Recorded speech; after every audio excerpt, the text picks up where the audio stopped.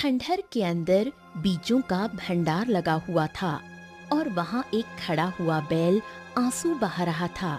उसकी आंसू भरी नजरें सोने के पौधे पर टिकी हुई थीं। उस पौधे पर हीरे के बड़े बड़े बीज लटक रहे थे।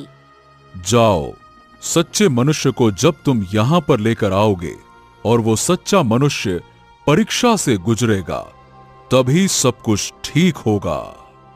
जादुई पौधे की बात सुनकर बैल की आंखें भर आईं।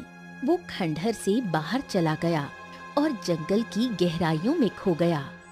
इस घटना के कुछ समय बाद केशव नगर के सुंदर घने जंगलों के बीच बिलासपुर गांव बसा हुआ था। वहाँ राम और बलराम नाम के दो भाई रहते थे।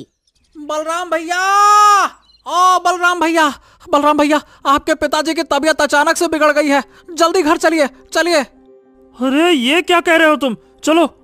बलराम अपने छोटे भाई राम के साथ दौड़ता हुआ घर जा पहुंचा। वहां उनके बूढ़े पिताजी चारपाई पर बैठे थे और पास ही वैद्य बैठे हुए थे। हाँ बलराम, तुम्हारे पिताजी के शरीर के अंदर बीमारी ने पूरी तरह से घर कर लिया है, जिसका कोई इलाज नहीं है। चलो भाई, राम राम। इतना कहकर वैद्य वहां से चला गया। देखो बलराम, मेरा अंतिम समय आ गया है। अब मैं ज्यादा दिन तक इस संसार में नहीं रह पाऊंगा।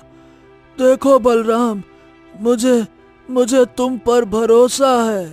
तुम ईमानदारी से सारी संपत्ति को आधा आधा हिस्सा अपने छोटे भाई से बातचीत करके बांट ले।